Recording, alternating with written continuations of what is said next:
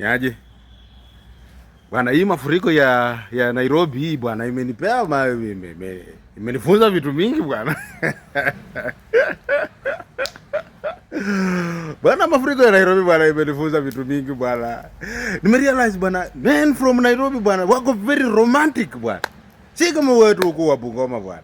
Sisi bibi na bwana wakienda kwa soko ama wanaenda town.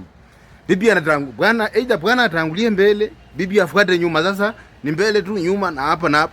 Lakini chenye niliona Nairobi juzi wakati wa mafuriko bwana.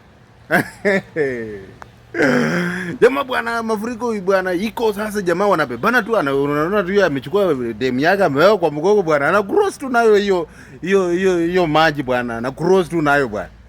Sisi bwana anaweza kombana, anaweza mwambia bwana, we ruka mtaro bwana, kwani aka mtaro kidogo papa hivi unataka nikubebe bwana, we ruka mtaro bwana, wacha ujika bwana. Lakini Nairobi niliona wanabebana bwana, yani bibi anachukua tu, yani bwana anachukua tu bibi anaweka kwa mgongo bwana, na cross na yeye barabara bwana. Watu wa Nairobi bwana, nyinyi watu ya nguvu bwana, sio kama sisi hata bwana akienda kwa soko bibi anatangulia, bwana afuate. Na sio lazima uwe wanatembea wakiongea. Wanaweza tembea tu, kila mtu hako tu kivyake, lakini sasa wanaenda tu mahali pamoja, lakini si lazima ati wakitembea ati wako wanapiga story. Hakuna, si lazima.